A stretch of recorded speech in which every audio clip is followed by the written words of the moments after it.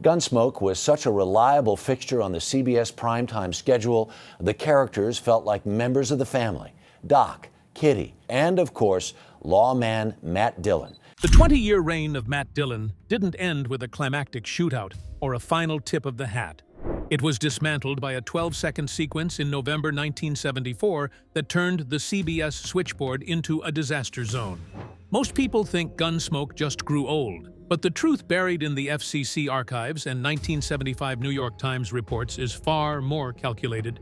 A single visceral broadcast triggered a legislative war, leading to a secret family viewing mandate that effectively executed the American Western. The sniper's unforgivable flash.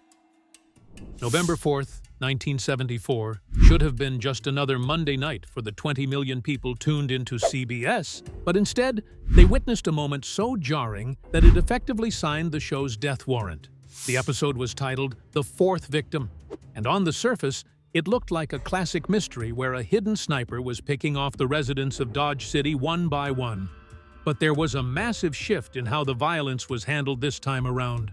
For 2 decades, Gunsmoke had mastered the clean kill, where a man gets shot, clutches his chest, and falls over with maybe a small smudge of red on his shirt. This was different.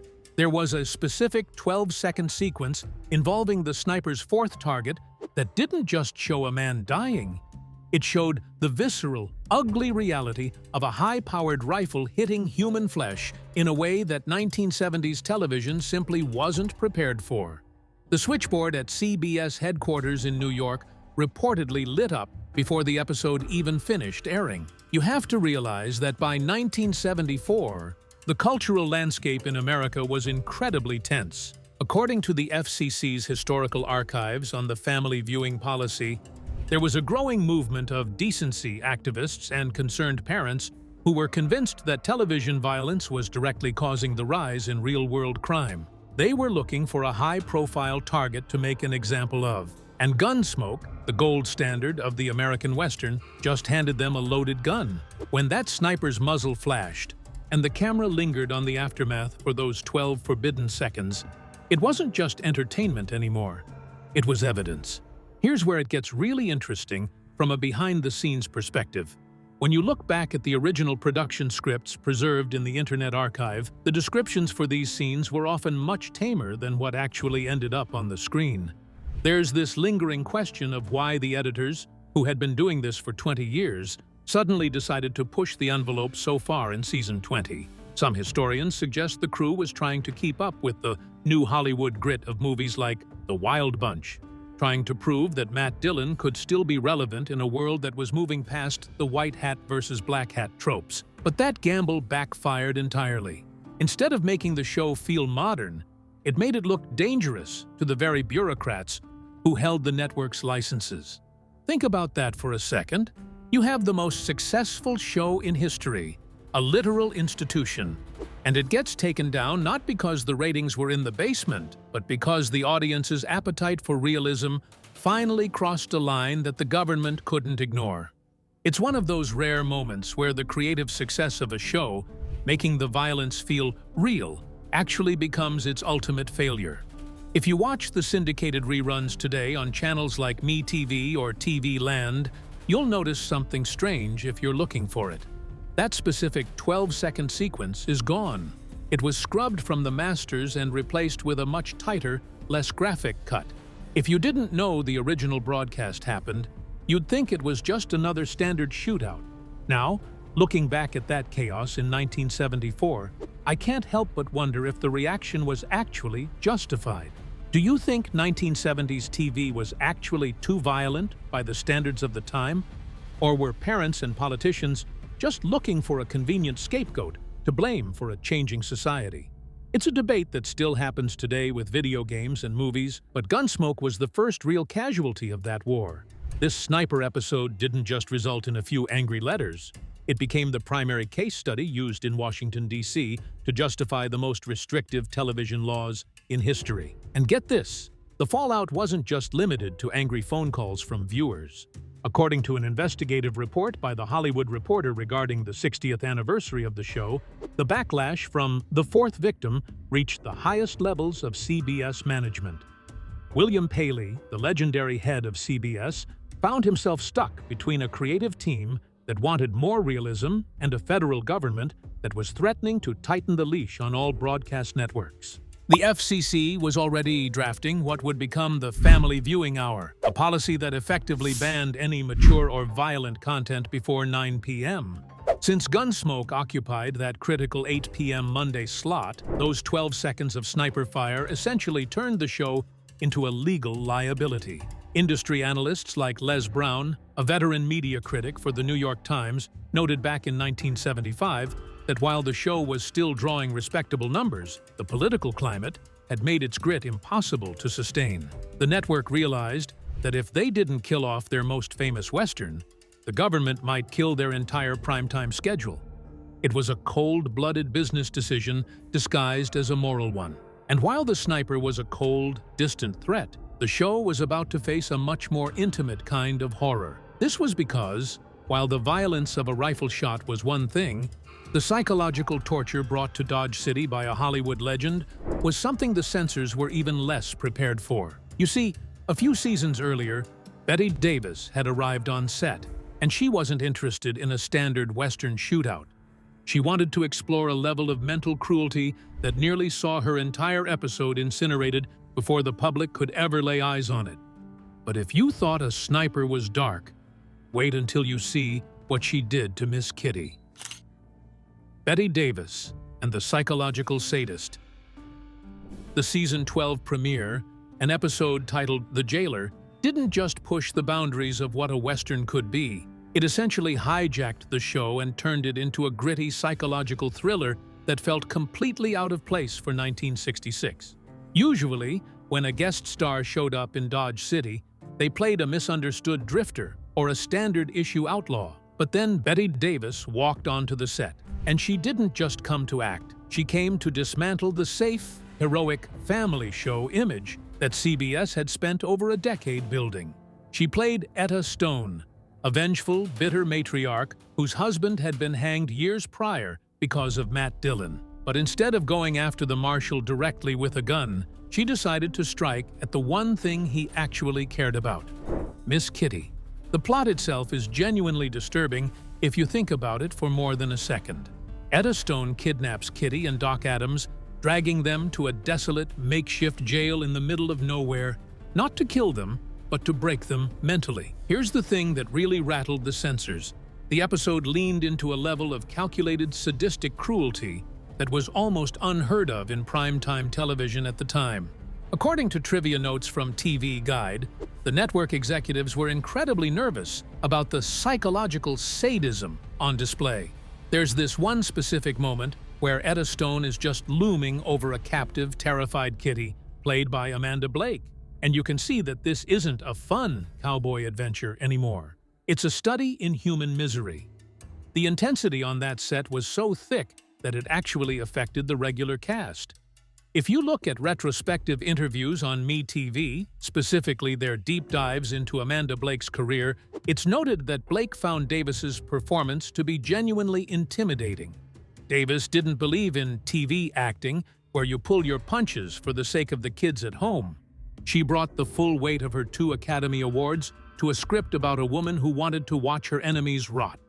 She stayed in character, maintaining this cold, terrifying presence that made everyone from the directors to the cameramen uneasy. It makes you wonder if the network only allowed it to air because they were so starstruck by Davis's prestige that they let her bypass the standard censorship protocols that would have normally neutered such a dark storyline.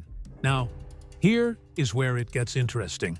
The Jailer is often cited by fans as one of the best episodes of the entire series. But for years, it was a major headache for syndication because it abandoned the traditional moral clarity of the West for something much more murky and violent. Local stations in more conservative markets would sometimes skip it entirely during reruns. They felt it was too un-Western. It didn't have the sweeping landscapes or the heroic shootouts.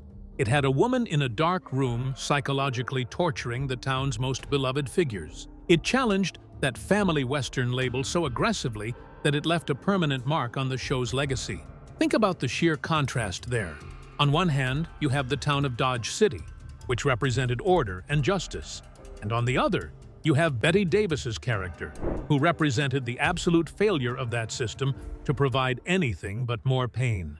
The script actually forced Matt Dillon to confront the idea that his brand of justice left behind broken families who didn't care about the law, they only cared about blood. It was a heavy, uncomfortable truth that a lot of viewers in the 60s weren't quite ready to digest over dinner. When you look back at the long list of legends who passed through that town, everyone from Burt Reynolds to Harrison Ford, it's fascinating to see how the show's darkest, most illegal-feeling moments often came from its most prestigious guest stars. They were given a level of creative freedom that the series regulars just didn't have. Which guest star do you think was the most unhinged in Gunsmoke history? Was it Davis?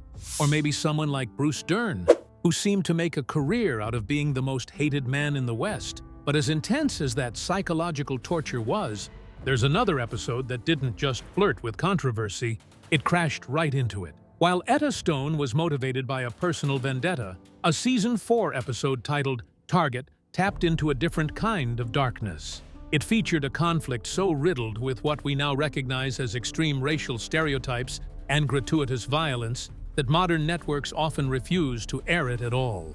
It's an episode that tried to tell a story about outsiders, but ended up creating something so radioactive that it's been effectively buried in the archives. To understand why, we have to look at how a simple guest role for John Carradine turned into one of the most banned hours in television history. The scrubbed stereotypes. In 1958, there was an episode of Gunsmoke called Target that was meant to be a gritty exploration of justice on the frontier. But if you try to find it on your TV schedule today, you're probably going to be looking for a very long time.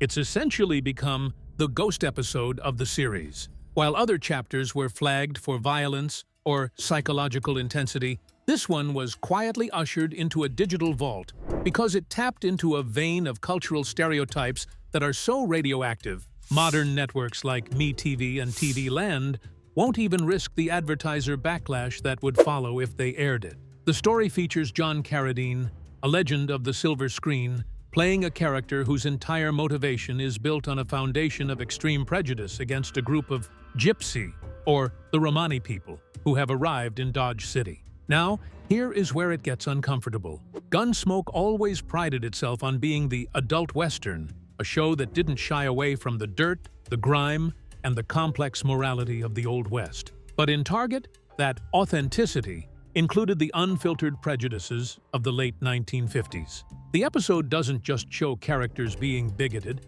it leans into every offensive trope in the book. It portrays the Romani characters as inherently dishonest, using terms and caricatures that feel like they were pulled straight out of a 19th century dime novel.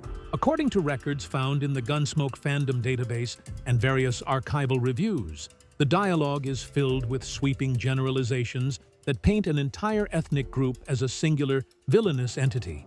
It wasn't just one character's opinion. The narrative itself seemed to validate the hostility. But wait, it actually gets weirder when you look at how the episode handles the violence. John Carradine's character doesn't just dislike these outsiders.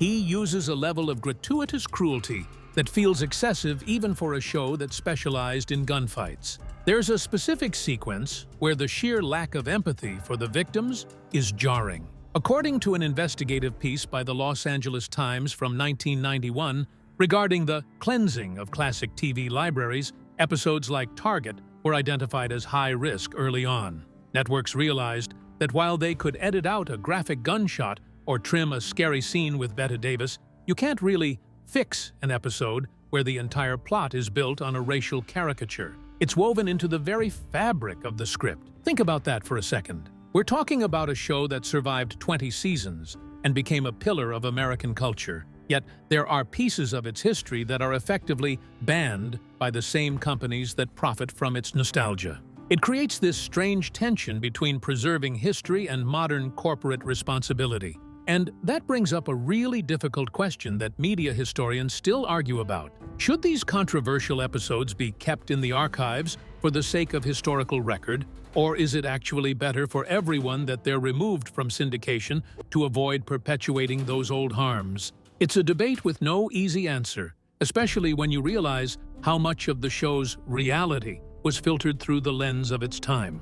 Now, you'd think the most controversial moments would all be scripted, but there was another way the illusion of Dodge City was constantly under threat. While the writers were busy navigating these cultural landmines, the actors were dealing with a completely different kind of reality, one that CBS worked overtime to keep hidden from the public. For years, there was a literal black box of footage that showed the gritty, unedited, and sometimes hilariously inappropriate reality of the Gunsmoke set. These weren't your typical, "oops, I forgot my line" bloopers. There were moments where the mask slipped so far that it threatened to break the legend of Matt Dillon entirely. One of the most replayed parts of these hidden tapes, which has only recently leaked into fan compilations, shows James Arness literally collapsing because of a physical toll most viewers knew nothing about. You see, Arness was a genuine war hero who sustained a severe leg injury during the invasion of Anzio in World War II.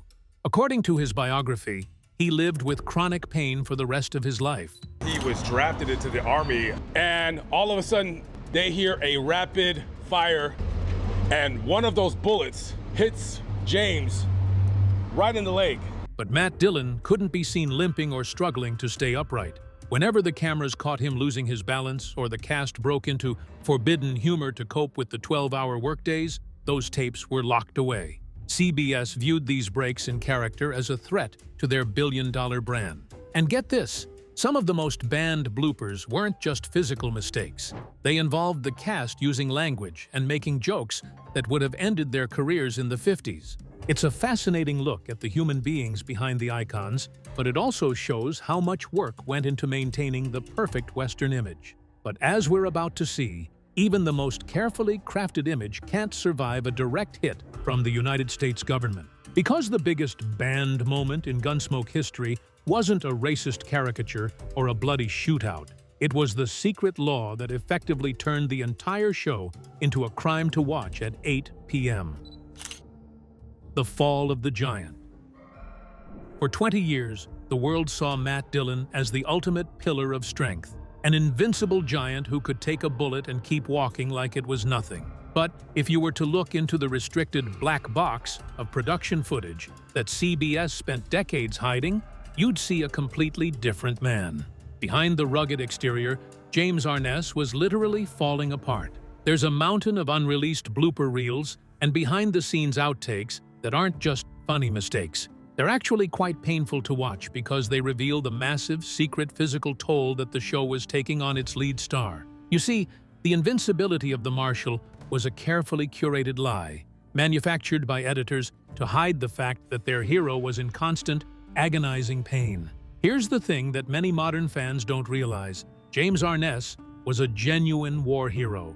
According to his official biography, he was the first man off his boat during the invasion of Anzio in World War II. He was so tall, 6'7", that his officers sent him in first to test the depth of the water. In the process, he took a burst of machine gun fire to his lower right leg. He survived, but he was left with a permanent disability and bone fragments that stayed in his leg for the rest of his life. For 20 seasons of Gunsmoke, Arness had to hide that limp. He had to stand for 14 hours a day in heavy boots on a dusty set in the California heat. And as the show moved into its later years, his body started to revolt. There's this specific unreleased footage from the early 70s where Arness is trying to mount a horse for a standard transition shot. He misses his footing, and instead of a smooth take, you see him essentially collapse into the dirt, clutching that leg. The cameras kept rolling, but that footage was immediately flagged as restricted. CBS was terrified that if the public saw Matt Dillon as a vulnerable, aging man who struggled to get into a saddle, the entire myth of the Western hero would evaporate. According to a 2015 Variety report detailing the show's 60th anniversary, the physical requirements for Arness were so grueling that by the final seasons, he could only film his walking scenes for a few minutes at a time before needing to sit down. The editors would then painstakingly stitch these moments together to create the illusion of a man who moved with effortless authority. It was a massive technical deception designed to preserve the Dillon brand at all costs. But wait, it gets even more human when you look at how the rest of the cast reacted. To cope with the brutal filming schedule and the sight of their friend in pain, the Gunsmoke set became a place of high intensity, often forbidden humor. Milburn Stone, who played Doc Adams, was known for pulling Arness out of his dark moods with jokes that would never have passed the censors of 1960s television. These moments of breaking character were viewed by the network as a threat to the brand. They didn't want the audience to know that Matt Dillon and Doc Adams were just regular guys who got tired, made inappropriate jokes, and occasionally couldn't stand up straight. It really makes you think about how we consume celebrity culture. Does knowing that James Arness was struggling so much behind the scenes change the way you view those classic episodes? Does it make Matt Dillon feel more heroic because you know what it cost Arness to play him? Or does it make the whole tough guy image feel a bit more like a hollow corporate product? For me, it actually makes the show more impressive. Seeing a man push through that kind of chronic pain for 2 decades just to entertain people, that's a different kind of grit than what was in the scripts. And get this, it wasn't just the physical pain that the network was hiding. As noted by the biography profile on Arness, the actor became increasingly reclusive as his injuries worsened, often avoiding public appearances entirely to prevent fans from seeing him struggle with his mobility. CBS was so protective of this invincible image that they reportedly squashed several human interest stories that would have highlighted his World War II heroism if it meant acknowledging his current physical limitations. They wanted the hero, not the veteran. However, no matter how much Arness suffered or how hard the cast worked to keep the illusion alive, they couldn't stop the external forces that were gathering in Washington. The invincibility of the show was about to be tested by something far more powerful than a physical injury or a controversial guest star. Because while CBS was busy hiding Arness's limp, the United States government was drafting a law that would effectively turn the entire show into a pariah. They were about to implement a policy so restrictive that it didn't matter how high the ratings were or how beloved the characters remained. The longest-running show in history was about to be banned from the very time slot it had defined for 20 years. The Family Viewing Hour Conspiracy. Most people look at the end of Gunsmoke and see a show that simply ran out of steam after 20 years. But if you dig into the secret legislative war of 1975, you realize that Dodge City didn't just fade away. It was actually executed by the United States government. The producer of our show, John Mantley, called me up one morning. He says, "Well, have you seen the Hollywood Reporter?" And I said, "No." And he said, "Well, get one and read it on page 1. And anyway, it was just a little box thing at the bottom saying Gunsmoke is canceled. It is honestly one of the most cold-blooded moments in television history, because at the exact moment CBS announced the cancellation, the show was still sitting comfortably in the top 30. Millions of people were still tuning in every Monday night to see Matt Dillon. In the world of television, you don't kill a top-performing asset unless something much bigger is happening behind the scenes. And that something was a high-stakes conspiracy between the FCC, Congress, and a group of New Guard network executives who decided that America's favorite Western had to be banned for the good of the children. To understand how this worked, you have to look at the Family Viewing Hour mandate. According to the official FCC historical archives, by the mid-70s, the government was under massive pressure to clean up the airwaves. Politicians were literally holding hearings and waving around episodes like The Fourth Victim, essentially demanding that networks stop showing gratuitous violence during the hours when children were likely to be watching. This led to a backroom deal where the 3 major networks agreed to a policy that effectively banned any mature, gritty, or violent content between 8 p.m. and 9 p.m. Since Gunsmoke had occupied that critical 8 p.m. Monday slot for years, it was suddenly a show without a home. It was caught in a legislative pincer movement where the government wouldn't let them show The Real West at 8 o'clock, and the advertisers didn't want to move a rural show to a later, more expensive time slot. But wait, it actually gets more calculated than that. While the FCC was providing the public excuse, a group of young executives at CBS often referred to by historians as the New Guard, were looking for any reason to pivot toward a more urban and sophisticated audience. They wanted shows like The Jeffersons and Maude, which appealed to big city advertisers with deep pockets. In a secret memo reported by Clover Media regarding the real reason for the cancellation, it became clear that these executives saw the family viewing hour as the perfect get-out-of-jail-free card. They could fire James Arness and the entire cast while blaming the government, even though the show was still turning a massive profit. They effectively used a federal mandate as a silencer to kill a show that William Paley, the legendary head of CBS, actually wanted to keep on the air. Think about that for a second. The most successful Western in history, a show that defined 2 decades of American storytelling, was sacrificed as a sacrificial lamb to appease bureaucrats in Washington, D.C. But the New Guard didn't care about the numbers in Kansas or Oklahoma. They cared about the demographic numbers in New York and Los Angeles. They were essentially banning the Old West to make room for the modern city, and they used the excuse of family values to pull the trigger. Now, looking back at that chaos, I can't help but wonder about the long-term impact on our culture. Do you think modern TV actually needs something like a family viewing hour again? Or was that era of government interference a mistake that we should never repeat? It's a debate that touches on everything from artistic freedom to parental responsibility. But for Gunsmoke, the debate ended in a graveyard. The policy was eventually ruled unconstitutional by the courts because it violated the First Amendment. But by the time that ruling came down, the damage was already done. The sets were being torn down, and the genre of the adult Western had been effectively erased from primetime television. A law that was supposed to protect families ended up destroying the one show that those families had watched together for 20 years.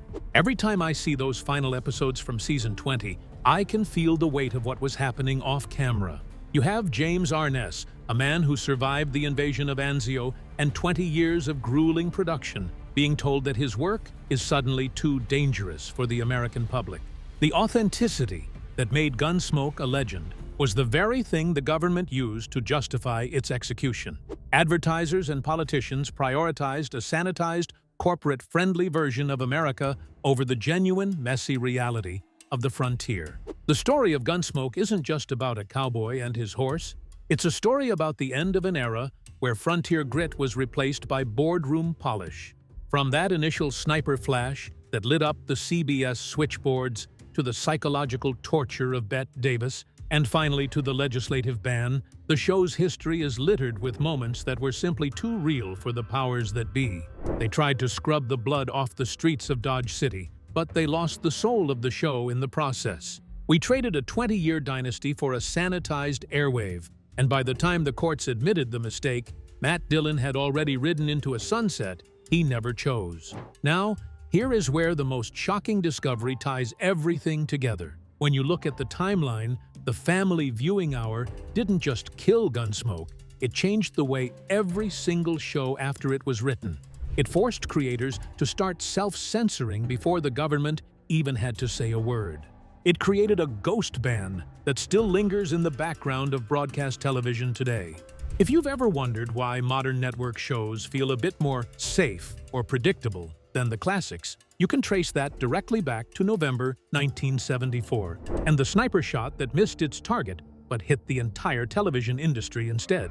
As much as the sniper's flash and political bans cleared the smoke in Dodge City, we still need to know which of these moments shocked you the most. Let us know your thoughts in the comment section below.